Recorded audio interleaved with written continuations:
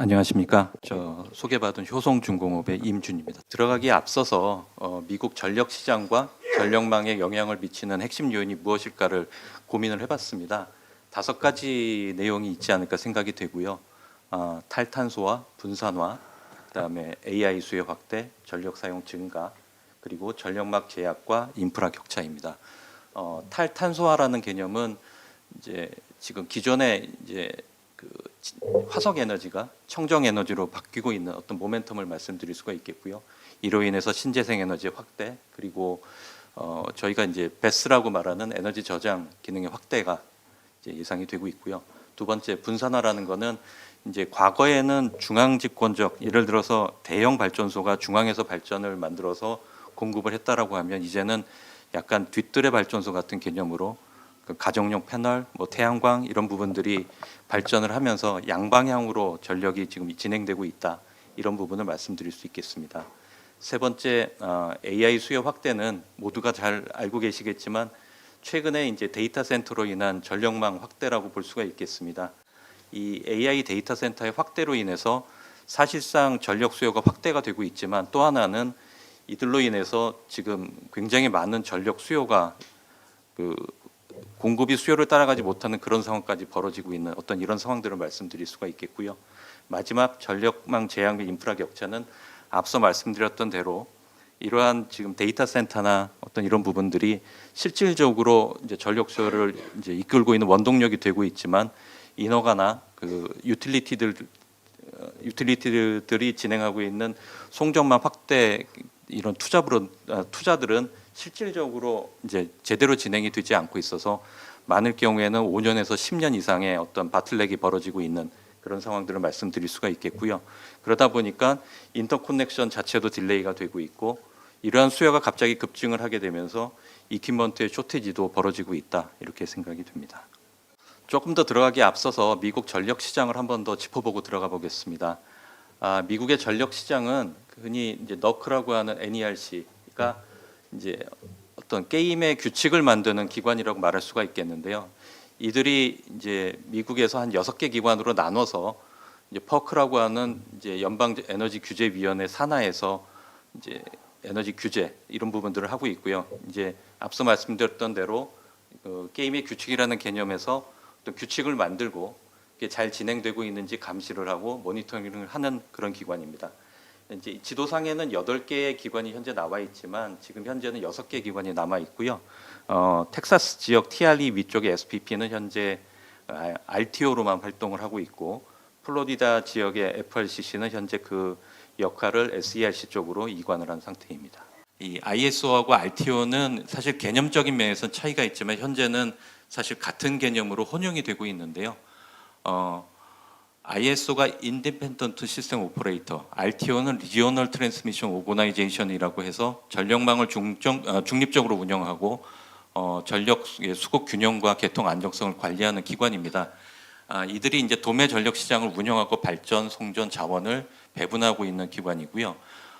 ISO가 1990년대 초반에 이제 미국의 전력망 사업이 자유화되면서 만들어진, 그러니까 주별로 만들어졌던 기관이었습니다. 그래서 뭐 예를 들어서 이제 카이소, 나이소 같은 기관들이 이제 만들어졌고 이제 90년대 후반에 이제 퍼크에서 만들어진 기관이 RTO였는데 이제 현재는 이제 ISO가 RTO의 개념을 어느 정도 다 충족을 하고 있기 때문에 사실상 같은 개념으로 놓고 보고 있습니다. 조금 더 디테일하게 설명을 드리면 동부 지역에 있는 PJM, 이제 버지니아, 뭐 워싱턴, 뭐 뉴저지, 필라델피아 같은 지역을 커버하고 있는 이 PJM은 전 세계에서 가장 큰 전력 도매 시장을 갖고 있는 지역이고요. 미국 산업에서 사실상 맏형 같은 역할을 하고 있다고 합니다. 그 다음에 이제 그 바로 옆에 빨간색으로 되어 있는 분이 미소, 캐나다의 뭐 마니토바 지역서부터 남부 루이지애나까지 커버하고 있는 가장 큰 지역을 커버하고 있는 지역이고요. 풍력 중심으로 지금 이제 활발하게 사업을 하고 있는 지역입니다. 그리고 텍사스의 얼코트 같은 지역은 사실상 독립된, 굉장히 보수적으로 독립되어 있는 지역이고 타 지역과 인터커넥션이 이루어지지 않는 지역입니다. 2021년 모두 아시겠지만 텍사스 대정전 사태 이후에 굉장히 좀 주목을 받았던 그런 곳이고요. 그 위쪽에 푸른색으로 표시된 SPP 같은 경우는 이제 앞서 말씀드렸던 너크의 산하 기관으로 있다가 현재는 RTO로 역할만 하고 있고, 최근에는 이제 서부 지역으로 영역을 확장하고 있고, 밀도당 이제 풍력 발전이 가장 많은 그런 지역입니다. 그 왼편의 카이소 같은 경우에는 태양광 중심으로 캘리포니아 지역을 커버하고 있고요. 북부 쪽에 이제 나이소, 그다음에 ISO, 애니 같은 지역이 있고, 그다음에 이들과 관련이 없는 전통 규제 시장, 즉 이제 흰색으로 표시되어 있는 지역인데, 이들 시장은 이제 발전, 송전, 배전이 이제 직영 수평적으로 이제 운영이 되고 있는 지역이고, 남부 지역에 이제 서던 컴퍼니나 듀크 이런 회사들이 여기에 속해 있다라고 할 수 있겠습니다. 다음은 이제 이들 이제 앞서서 말씀드렸던 여기 ISO와 RTO 산하에서 이제 전력 사업을 진행하고 있는 유틸리티들입니다. 이 전력 유틸리티들은 크게 4개로 나눌 수가 있는데요. 이제 민간 중심의 IOU, 그다음에 공공 유틸리티인 POU, 그다음에 협동조합, 그다음에 연방기관, 이런 이제 4개의 큰 그룹들이 혼재되어 있는 구조입니다. 다만 이 3,000개 정도 이상이 되는 업체가 혼재가 되어 있지만, 사실상 이들 시장의 70%는 민간 기업인 IOU가 독점을 하고 있는 상황이고요. 이를 이제 나머지 부분들을 이제 공공이나 협동조합, 이제 연방 기관들이 이제 보완을 하고 있는 상황입니다. 이 IOU에 대해서 간단히 말씀을 드리면, 이제 뭐 저희가 많이 알고 있는 AP나 서부 지역의 PG&E, 뭐 넥스테라, 서던 컴퍼니, 이런 회사들이 포함이 되고 있습니다. 흔히 말해서 시스템적으로는 가장 큰 AP, 매출 면에서 가장 큰 뭐 엑셀론이나 듀크가 있겠고, 그다음에 기업 가치로는 이제 가장 앞서고 있는 넥스테라, 이런 회사들이 있고요. POU 같은 경우에는 이런 IOU가 사실상 영업을 하지 않거나 이제 어떤 지방 행정부가 직접적으로 운영하고자 하는 지역들에서 사업을 하고 있습니다. 가장 대표적인 기관들이 LA 수전국이라고 하는 LAWP, 그다음에 나이파 같은 지역들이 있겠고요. 그다음에 그 연방기관이라고 하면은 이제 가장 대표적인 기관이 테네시주에 있는 TVA, 그리고 북서부 지구에 있는 BPA 같은 기관들입니다. TVA 같은 경우는 사실 그 역사가 과거 1930년대 뉴딜 정책하고도 연계가 되고 있는 굉장히 규모가 큰 기관이고요. 현재까지도 7개 주에서 발전 사업을 포함한 사업을 추진하고 있다고 합니다. 다음에 이어서 이제 전력망 구축 현황에 가장 큰 이슈가 되고 있는 AI 데이터 센터발 수요 폭증이 전력망 접속 지역을 이제 심화하고 있고, 사실 또 이런 부분들이 인프라 가치 상승의 핵심 동인이 되고 있다, 이렇게 볼 수가 있겠습니다. 전력망의 공급 병목 형상은 이제 사실 전력망 접속 지연이 심화가 되고 있기 때문에, 그 예를 들어서 미국 북버지니아 지역이나 유럽의 주요 허브는 약 한 7년에서 15년 정도 대기 상황이 벌어지고 있고, 글로벌 데이터 센터의 전력 소비가 22년 같은 경우에는 460테라와트 아워에서 2030년에는 2배 이상 성장되는 945테라와트 아워로 증가가 될 것으로 예상을 하고 있습니다. 전력 수요 증가분의 약 50%가 사실상 데이터 센터가 차지할 것으로 보이고 있고, 이러한 부분들은 확실한 것은 투자 가치의 상승이 같이 맞물려 있다고 보고 있습니다. 전력망 제약이 용량 요금과 피크 대응 자산의 가치를 상승시키기 때문에 전력 시스템 전반의 투자 확대를 정당화할 걸로 보고 있고요.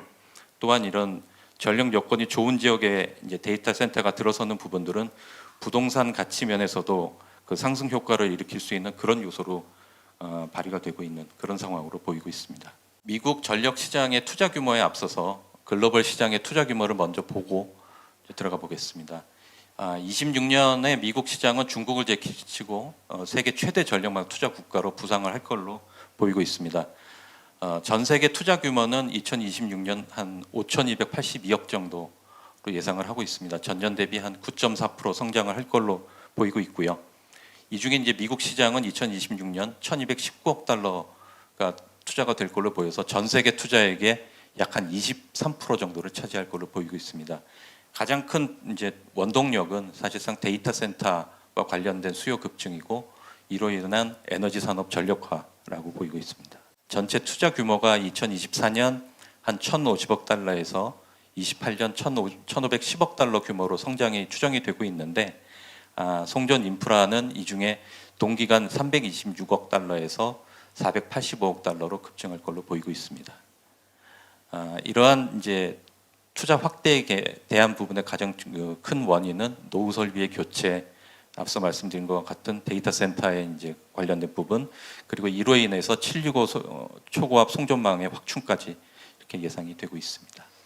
이러한 상황들은 이제 저성장 시대의 종언이라고 말할 수가 있겠습니다. 지난 20년간 1% 미만의 성장을 뒤로 하고 사실 5년이 아니라 향후 한 10년 정도는 유례없는 그 슈퍼 사이클이라고 표현할 수 있는 수요 성장이 예고가 되고 있습니다. 전력 사용량은 연평균 5.7% 이상 성장이 예상이 되고 있고요. 하절기만 보더라도 피크 수요는 22년 24기가와트에서 25년 3년 만에 약 7배가 증가하는 166기가와트로 증가할 것으로 보이고 있고요. 이러한 부분에 데이터 센터의 높은 부활률로 인해 에너지 성장률은 약 5.7% 정도 피크 성장률을 보일 것으로 예상을 하고 있습니다. 이로 인한 시스템 부하는 현재 약 60%에서 2030년 66%로 상승할 걸로 예상을 하고 있습니다. 가장 큰 이제 원동력이 될 수 있는 데이터 센터에 대해서 좀 짚어보겠습니다. 미국의 데이터 센터 전력 수요는 10년 내 한 3배로 증가하는 이제 시장 성장을 주도하고 있는 부분이라고 보이고 있습니다.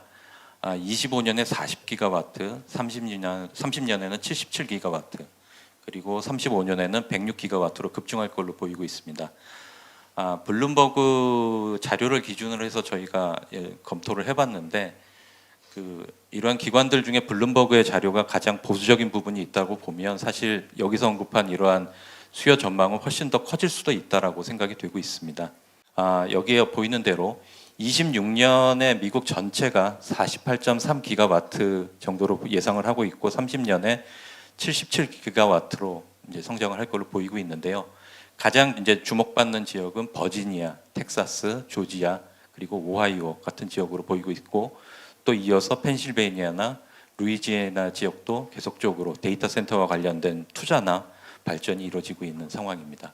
이러한 부분들의 데이터 센터 허브의 이제 어떤 빠른 이제 전력 수요 증가는 이제 해당 지역을 중심으로 전력 수요를 계속 발전시키고 있고 이제 저희 쪽과 관련되어 있는 기자재에 대한 투자 수요도 계속 늘어나고 있는 그런 상황입니다.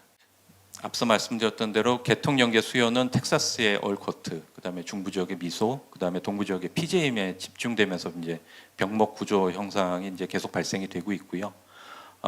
이러한 7개 IS 전력망에 2025년 약 377기가와트 규모의 개통 연계 신청이 접수가 돼서 에너지 저장 장치가 증가를 주도하면서 개통 연계가 앞서 말씀드렸던 얼코트, 미소, PJM에 집중이 되고 있습니다. 이러한 부분들이 이제 재생에너지나 저장 장치 신청 같은 경우에는 감소가 되고 있는 반면에 천연가스 발전 자체가 이제 67%를 급증하고 있어서 전체 신청을 규모를 견인하고 있다가 약간 특이한 상황으로 보이고 있고요. 이러한 가스 발전이 미소나 얼코트에 집중이 돼서 기저부와 전원에 대한 관심이 회기가 뚜렷하다는 그런 상황이 보이고 있습니다.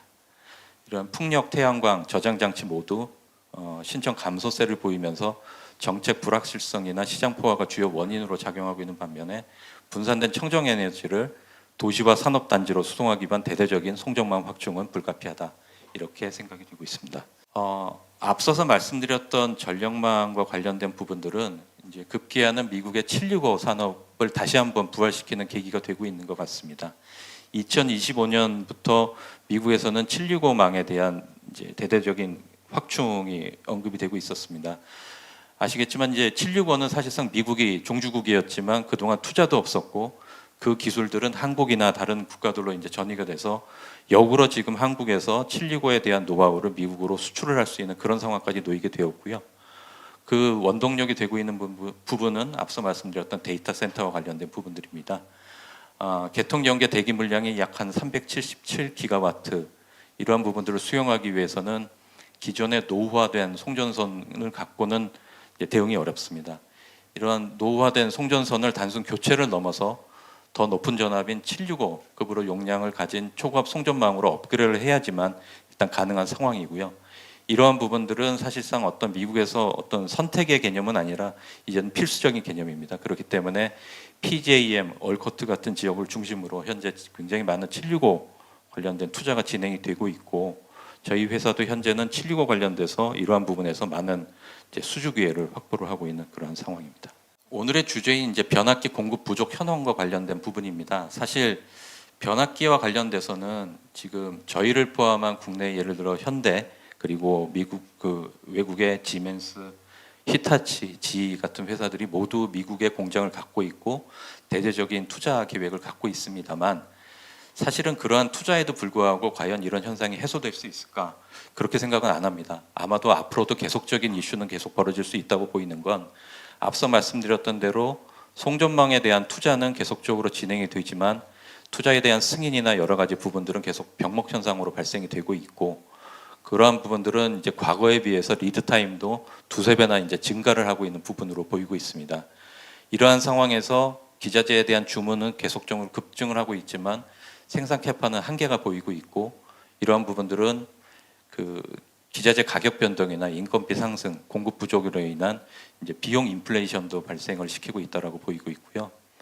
그렇기 때문에 사실 저희와 같은 변압기 업체들은 전략적으로라도 온쇼어링, 즉 이제 미국 현지에 공장을 확보를 하고 이를 대대적으로 증축을 해야 되는 그런 상황입니다. 또한 개별 유틸리티의 복잡한 맞춤형 요구사항을 표준화, 생산 효율성을 극대화할 필요가 있다고 보입니다. 이건 무슨 말씀이냐면 사실 변압기라는 제품은 일종의 테일러메이드 제품입니다.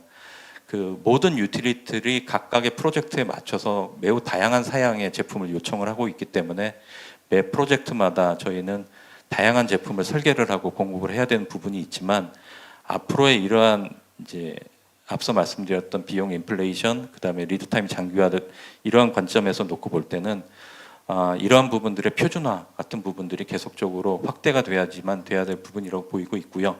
사실 실제 많은 유틸리티들이 이러한 부분들을 따라서 어떻게 보면 이제 장기 공급 계약과 맞물려서 표준화 사양들을 계속 협의를 해서 만들어 나가고 있는 상황입니다. 또 하나 가장 필요한 거는 공장 증손과 맞물려서 숙련공 확보가 숙련공 확보가 가장 중요한 요소 중에 하나라고 보이고 있습니다.